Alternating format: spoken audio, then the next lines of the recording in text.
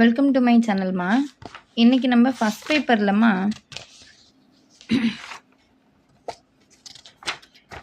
இந்த விஷாரத் பூர்வாத் பாட்டி புஸ்தக் கஹானி அப்படின்னு கொடுத்துருக்காங்க 165ல்.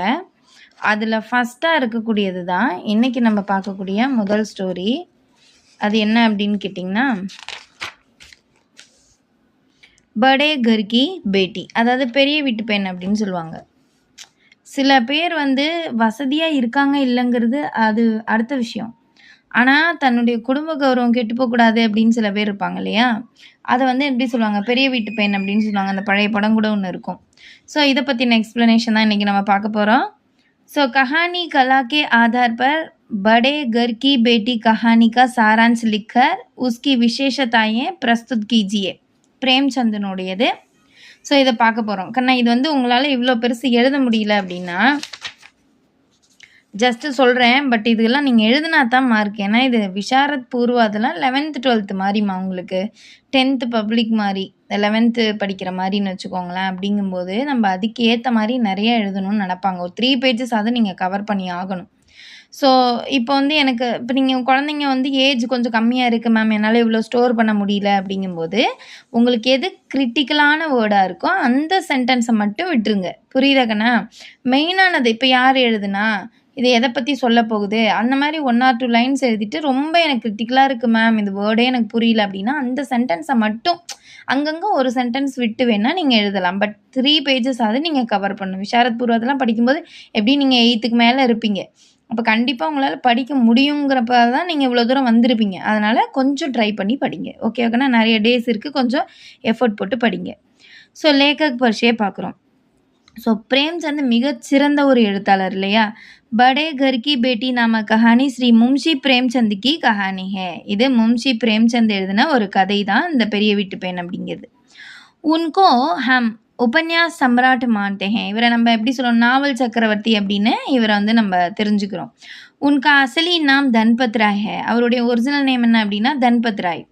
வே அங்கிரேஜி சர்க்கார் மே காம் கர்த்தே தே. இவர் அந்த பிரிட்டிஷ் கவர்மெண்ட் நம்ம நாட்டில் ரூல் பண்ணிட்டு இருந்தாங்க இல்லையா? அப்போ ஷிவாஸ் ஒர்க்கிங், அப்போ ஒர்க் பண்ணிட்டு இருந்தார். ஜப் அசக்யோக் ஆந்தோலன் சலா தப் உன்ஹோனே அப்படி நௌக்கரி சோடுதி.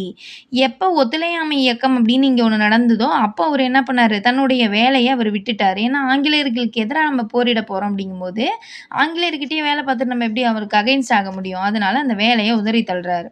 तब से वे अपनी देशभक्ति को कहानियों द्वारा व्यक्त करते रहे. அப்பத்திலிருந்தே அவர் தன்னுடைய தேசப்பற்றை தன்னுடைய கதைகள் மூலமாக வெளிப்படுத்துகிறார், அடுத்தவங்களுக்கு சொல்றாரு அப்படின்னு சொன்னாங்க. அடுத்தது பிரஸ்தாவனா பார்க்குறோம். முன்னுரை மாதிரி கொடுத்துருப்பாங்க. கஹானி தத்துவோं को लेकर विद्वानों में मतभेद है. இப்போ ஒவ்வொருத்தர் ஒவ்வொரு இது வச்சு பேசுவாங்க. தத்துவம்னா அதுக்குன்னு ஒரு சில இது இருக்குது இல்லையா, தத்துவங்கள். அதாவது நான் ஒரு விஷயத்தை பற்றியே சில பேர் இயற்கையை பற்றி எழுதுவாங்க, சில பேர் குடும்ப கஷ்டத்தை எழுதுவாங்க. இப்போ நம்ம இவங்க பார்த்திங்கன்னா சுபத்ரா குமாரிலாம் அந்த சமுதாயத்தில் நடக்கிற அந்த அவலங்களை எவ்வளவு புவர் பீப்புள் கஷ்டப்படுறாங்கிறது மோஸ்ட்லி இருக்கும். ஸோ அந்த மாதிரி ஒவ்வொருத்தருக்கு ஒவ்வொரு டிஃப்ரென்ஷியேட் இருக்கும். यहाँ बहुमान्य तत्वों के आधार पर बड़े घर की बेटी कहानी की विशेषताएं प्रस्तुत की जाती है. இங்கே ஒரு பொதுப்படையான ஒரு கருத்தின் அடிப்படையில் இங்கே இந்த பெரிய வீட்டு பெண் அப்படிங்கிற இந்த கதையினுடைய சிறப்பம்சம் கொடுக்கப்பட்டிருக்கு அப்படின்னு சொல்கிறாங்க. சீர்ஷக்குனா தலைப்புமா. இந்த தலைப்பை பற்றி நம்ம அனலைஸ் பண்ணணும், அதை பற்றி இப்போ கிரிட்டிசைஸ் பண்ணோம். ஆனந்தி இஸ் கஹானிக்கா முக்கிய பாத்திரம். இந்த கதையினுடைய முக்கியமான பாத்திரம் யாருன்னா ஆனந்தி. உஸ்கே பிதாஜி தாலுகேதார் ஹே. தாலுகேதார்னா மிராசுதார். உஸ்கா தேவர் உஸ்கா கோர் அபமான் கர்த்தா ஹே. அவளுடைய, அதாவது ஆனந்தியினுடைய ஹஸ்பண்டோடைய பிரதர் இருப்பான் இல்லையா, அது என்னன்னு சொல்லுவாங்க, கொழுந்தனார்னு சொல்லுவாங்க, மச்சினர்னு சொல்லுவாங்க சில பேர். அவர் அந்த பெண்ணை ரொம்பவே அவமானப்படுத்துறான். ஆனந்திக்கோ குஷா ஆத்தா ஹே. அந்த பொண்ணுக்கு செம கோவம் வருது. ஏன்னா அவங்கள விடவே இந்த பொண்ணு ரிச்சான பர்சன் தான். பட் செம கோவம் ஆகுது. மஹர் பரிவார் கோ டூட்டதே தேக்கர் வக அப்பனே தேவர் கோ மாஃப் கர் தேதி ஹே. ஆனால் குடும்பம் செதறி போயிருமே அப்படிங்கிறத பார்த்து அவள் என்ன பண்ணுறா, தன்னுடைய மைத்துனரை மன்னித்து விடுகிறார். அதாவது ஹஸ்பண்டுடைய பிரதரை மன்னிச்சிடுறா. மாஃப் கர்னா படே கர்வாலோங்கா காஷ் குன் ஹே. அதாவது மன்னிக்கிறது அப்படிங்கிறது பெரிய இடத்த சேர்ந்த பெண், பெரிய ரேஞ்சில இருக்கிறவங்களுடைய ஒரு குணம். உயர்ந்த குணம் அப்படின்னு சொல்லுவாங்க இல்லையா? மன்னிக்கிறது தான் மனித இது அப்படின்னு சொல்லுவாங்க தெரியுங்களா? ஒரு பழமொழியே சொல்லுவாங்க. ஸோ इसलिए इस कहानी को एक शीर्षक दिया गया है. அதனால தான் அது பெரிய ஒரு குடும்பத்தை சேர்ந்த ஒரு குணம். அந்த பெண்கள் தான் அப்படி இருப்பாங்க அப்படிங்கிற மாரி. ஒரு உயர்ந்த அப்படின்னு எடுத்துக்கலாம். நம்ம பணக்காரங்கன்னு நினைக்க முடியாது. உயர்ந்த அப்படின்னு எடுத்துக்கலாம். इसलिए कहानी को यह शीर्षक दिया गया है. ஆகையால் இந்த கதைக்கு இந்த தலைப்பு கொடுக்கப்பட்டிருக்கு. इस तरह एक शीर्षक उत्तम और उचित शीर्षक है. இப்படி இந்த தலைப்பு மிகச் சிறந்த மற்றும் அதுக்கு பொருத்தமான ஒரு தலைப்புமாக இருக்கிறது. कहानी का सारांश பார்க்குறோமா? பேனி மாதவ் சிங் ஏக் ஜமானே மே ஜமீன்தார் தே. இந்த பேனி மாதவ் சிங் அப்படிங்கிறவர் ஒரு காலத்துல பெரிய ஜமீன்தாரா இருந்தார். ஜமீன்தார் அப்படின்னா ஜமீன்னா நிலம்னு சொல்லுவோம். ஸோ நில உடைமையாளர்கள், பெரும் நிலப்பரப்பை வச்சிருக்கிறவங்க தான் ஜமீன்தார் அப்படின்னு சொல்லுவாங்க. अब उनके पास बहुत कम संपत्ति बची है. பகுத் கம்னா ரொம்ப கம்மியான, இப்போ பார்த்தீங்கன்னா அவங்கக்கிட்ட ரொம்ப கம்மியான செல்வம் தான் மிஞ்சி இருக்குது. நிறையா அவங்க தோத்துட்டாங்க. உன்கே தோ பேட்டே ஹே. அவருக்கு, அதாவது பேனி மாதவ் சிங்க்கு 2 பசங்க. ஸ்ரீகண்ட் அப்படிங்கிறவரும் அவர் லால் பிஹாரி அப்படிங்கிறவரும் 2 பசங்க. ஸ்ரீகண்ட் शहर के एक दफ्तर में काम करता है. அந்த ஸ்ரீகண்ட்ங்கிறவர் டவுனில் ஒரு ஆஃபீஸில் வேலை செஞ்சிட்ருக்கிறாரு. वह शनिवार को ही घर आया करता है. அவர் சனிக்கிழமை மட்டும்தான் வீட்டுக்கு வர்றது பழக்கமாக இருந்தது. லால் பிஹாரி ஏக் அப்படு ஹே. அதுக்கு தம்பியாக இருக்கக்கூடிய லால் பிஹாரிங்கிறவர் ஒரு படிப்பறிவற்றவர். மன்சலா ஹே அப்படின்னா ஸ்மார்ட்டானவன் தான், நல்லா ஸ்மார்ட்டாக இருப்பார். ஆனந்தி படே கர் கி பேட்டி ஹே. ஆனந்திங்கிறவங்க வந்து ஒரு பெரிய வீட்டு பெண், நல்ல வசதியான ஒரு பொண்ணு தான். உஸ்கே பிதா தாலுகேதார் ஹே. அவங்க அப்பா வந்து ஒரு மிராஸ்தார், பெரும் நிலப்பரப்பு உடையவங்க, இவங்களெல்லாம் விட பெரிய ஆள். ஸ்ரீகண்ட் அவர் ஆனந்திக்கு ஷாதி ஹோத்தி ஹே. ஸ்ரீகண்ட் அந்த வெளியூரில் டவுனில் வேலை பார்க்குறான் இல்லையா, அந்த பெரிய பையன், அவனுக்கும் ஆனந்திக்கும் கல்யாணம் ஆகுது. ஆனந்தி ஷஹர்மே பலீதி. ஆனந்தி வந்து டவுனில் வளர்ந்த பொண்ணு. உசே காவ்கே பரிவார் மே ரஹ்னா முஷ்கில் லக்தா ஹே. ஆனால் அவளுக்கு இந்த கிராம குடும்பத்தில் போய், கிராமத்தில் இருக்கிற ஒரு குடும்பத்தில் வசிக்கிறதுங்கிறது ரொம்ப கஷ்டமாக இருந்துச்சு. மகர் தோடே ஹி தினோமே நயே வாத்தாவரன் மே ரஹ்னா சீக் லேத்தி ஹே. ஆனால் கொஞ்ச காலத்திலேயே அவள் என்ன பண்ணுறா, சில நாட்களுக்குள்ளேயே அந்த புது சூழல் நிலைக்கு, வாத்தாவரன்னா அந்த அடாப்பணிக்கு, அந்த சூழ்நிலைகளை வந்து அவள் என்ன பண்ணுறா, ரஹ்னா வசிக்கிறத அவள் கற்றுக்கிறா. எப்படி அவங்களுக்கு அட்ஜஸ்ட் பண்ணியிருக்கணும், அந்த பழக்க வழக்கங்கள்லாம் அவள் அடாப்ட் பண்ணிக்கிறா. एक दिन लाल बिहारी को अपनी भाभी ஆனந்தி पर गुस्सा आता है. ஒன் டே என்ன ஆகுது, ஏதோ சம் இன்சிடென்ட் நடக்குது. அப்போ லால் பிஹாரிக்கு தன்னுடைய அண்ணியான ஆனந்தி மேலே கோபம் வருகிறது. वह ஆனந்தி கே மேக்கே கே பாரே மே டீக்கா டிப்பனி கர்த்தா ஹே. அவன் என்ன பண்ணுறான்னா, ஆனந்தியினுடைய பிறந்த வீட்டை பற்றி ரொம்ப கேவலமாக பேசுகிறான், வம்புக்கு இழுத்து பேசுகிறான். ஃபிர் ஆனந்தி கா அபமான் கர்த்தா ஹே. ஆனந்தியையும் ரொம்ப அவமானப்படுத்துகிறான். அவர் ஊஸ்பர் கடாவும் ஃபேங்க்தா ஹே. கடாவுன்னா மரச்செப்பல்கள் அப்படின்னு, மர செருப்புங்கிறது மீனிங்காக இருந்தது கண்ணா. நான் இது டிக்ஷனரி பார்த்து தான் நான் எடுத்தேன். ஸோ அந்த மரப்பாதுகைகளை என்ன பண்ணுறான், அவன் மேலே வீசி அடிக்கிறான். ஆனந்தி ने हाथ से கடாவும் ரோக்கி தோ உங்களி மே சோட்டு லக் ஜாத்தி. அவள் அப்படி வீசுகிற அந்த கடாவும் வந்து இப்படி கையால் தடுக்கிறா. அப்போ என்ன ஆயிடுச்சுன்னா, அது கையில் பட்டு அவளுக்கு கை விரல்களில் அடிபட்டுருச்சு. ஸோ சனிவாருக்கோ ஸ்ரீகண்ட் ஆத்தா ஹே. ஸோ இந்த இன்சிடெண்ட்லாம் நடந்துருச்சு. சனிக்கிழமை எப்பவும் போல் அவளுடைய ஹஸ்பண்ட் ஸ்ரீகண்ட் வந்தான். சாரி பாத்தே ஜான்கர் உஸ்கோ குஸ்ஸா ஆத்தா ஹே. ஸோ எல்லாத்தையும் கேட்டோன்னா அவனுக்கு செம கோவம் வந்துடுச்சு. நானே வாரத்துக்கு ஒருக்க தான் வரேன், இப்படி நீங்கள் வீட்டில் பண்ணிட்டு இருந்தீங்கன்னா அவள் எப்படி நிம்மதியாக இருப்பா அப்படின்னு சொல்லிட்டு அவனுக்கு கோவம் வருது. ஸோ இப்போ அவன் என்ன பண்ணுறான்னா, பரிவார் சே அலக் ஹோனா சாக்தா ஹே. இப்போ அவன் என்ன சொல்கிறான்னா, குடும்பத்துலேருந்து பிரிஞ்சு போயிடுறேன், நான் தனி கொடுத்தன போயிடுறேன், ஏன்னா ஒய்ஃப் விட்டுட்டுலாம் என்னால் போக முடியாது, நான் அவளை அங்கேயே கூட்டிகிட்டு போயிடுறேன் அப்படிங்கிற மாதிரி சொல்லுவான் போல இருக்குது. லால் பிஹாரி கர்த்தா ஹே கி. அப்போ லால் பிஹாரி சொல்கிறான், கல்தி மேரி ஹே. அண்ணா தப்பு என்னோடு தான், நான் தான் தப்பு பண்ணேன். மே கர் சோடுங்க, நான் வீட்டை விட்டு போயிடுறேன் அப்படின்னு அவன் சொல்கிறான். ஆனந்தி பரிவாருக்கோ டூட்டுதே தேக்கர் பதல் ஜாத்தி ஹே. அவள் குடும்பம் இப்படி உடஞ்சி போகிறத பார்த்து அவள் மாறிடுறா. இல்லை வேண்டாம், நம்ம இங்கே இருந்துக்கலாம், பரவாயில்ல, குடும்பம் செதறக்கூடாது அப்படின்னு அவன் நினைக்கிறான். வக லால் பிஹாரிக்கோ மாஃப்கர் தேத்தி ஹே. அவள் அந்த மைத்துனனை வந்து மன்னிப்பும் செய்திடுறா.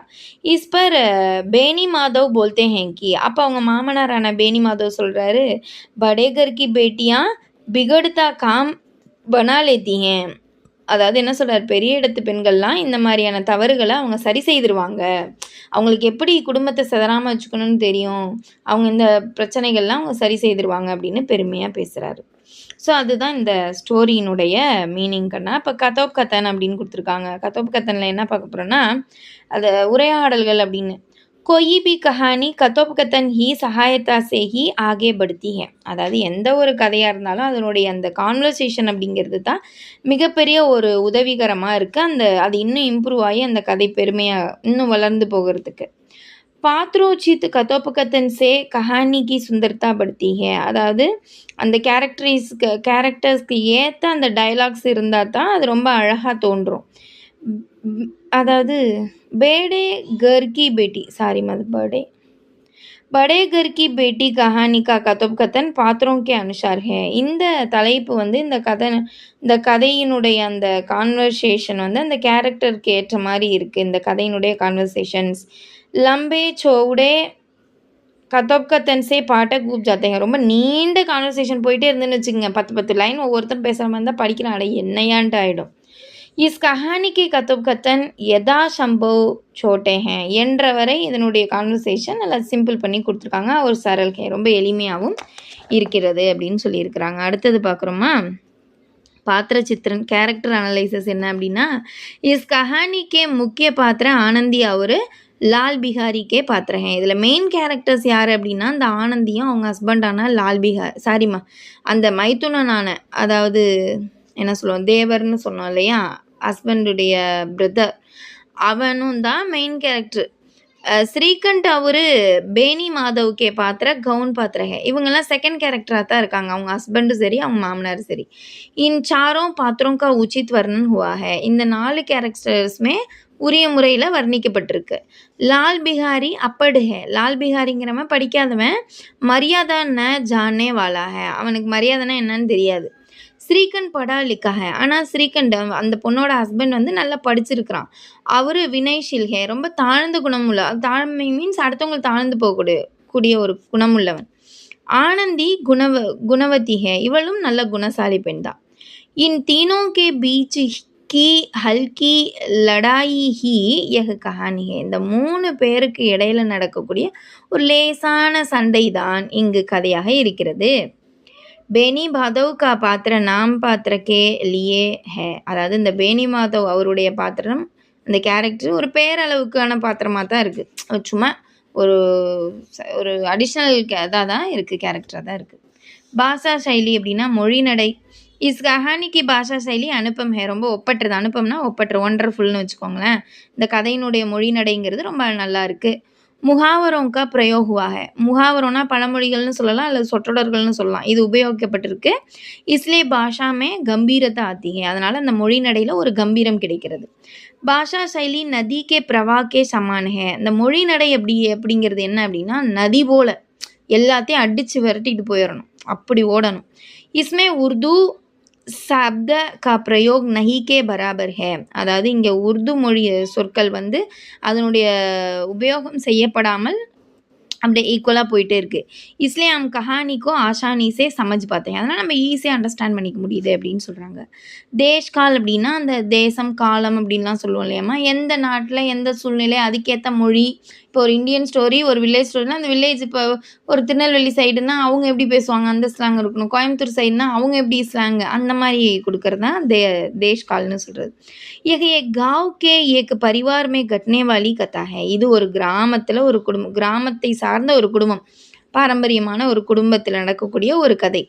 इसलिए देश काल के वर्णन के लिए खास स्थान नहीं है. அதனால் இங்கே வந்து அந்த தேஷ்கால் அதை பற்றின வர்ணனைக்கான இடம்லாம் ரொம்ப அவ்வளவா இல்லை, எப்படி இருக்குமோ யதார்த்தமாக.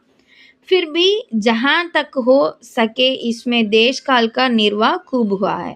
ஸோ எங்கே கொடுக்க முடியுமோ அங்கே இதை பற்றின அந்த எந்த இடத்துல நடக்குது, அந்த பிளேஸிங் எப்படி அப்படிங்கிறத அங்கங்கே எடுத்து எக்ஸ்பிளைன் பண்ணியிருக்காங்க, நல்லாவே நிர்வாகப்படுத்தியிருக்காங்க, அதை நிர்வகிச்சிருக்கிறாங்க.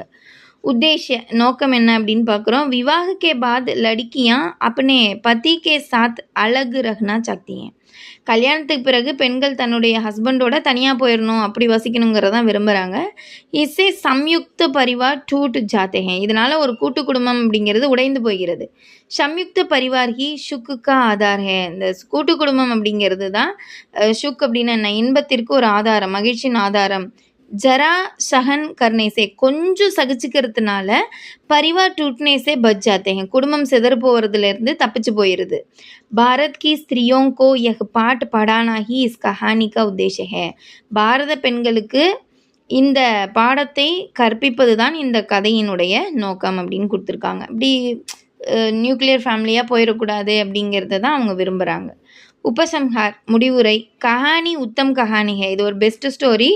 लेकिन दुनिया प्रेमचंद की दिखाई राह में न जाकर, ஆனால் இந்த உலகம் பிரேம்சந்த் காட்டக்கூடிய வழியில் போகாமல் அழகு ராகுமே ஜாரகியே, தனி வழியில் போயிட்டு இருக்குது. இப்போ யார் இங்கே ஜாயின்ட் ஃபேமிலியில் இருக்காங்க, ரொம்ப ஆதரவற்ற போய் தான் எல்லா நிலைமையுமே இருக்குது. ஸோ அதுதான் இங்கே கொடுத்துருக்காங்க கண்ணா. ரொம்ப அருமையான ஒரு கதை, ஈஸியாக நீங்கள் எழுதலாம். கண்டிப்பாக நல்லா அப்சர்வ் பண்ணி படிக்கிறவங்க நீங்கள் ஓனாக எழுதுங்க, முடிஞ்ச வரைக்கும் ஓனாக எழுதுங்க. எத்தனை டாபிக்ஸ்னு பார்த்துங்க, டாபிக்ஸ் கொடுத்து எழுதினீங்கன்னா தான் மார்க் அதிகம். நல்லா அழகாக அதெல்லாம் ஹைலைட் பண்ணி பென்சில் வச்சு ஹைலைட் பண்ணி அந்த மாதிரிலாம் கொடுத்து எழுதுனீங்க அப்படின்னா நல்லாவே சூப்பராக மார்க் கெயின் பண்ணலாம். ஓகேவா? இந்த ஸ்டோரி பிடிச்சிருந்தா லைக் பண்ணுங்கள், சப்ஸ்கிரைப் பண்ணுங்கள். தேங்க்யூ ஃபார் வாட்சிங்.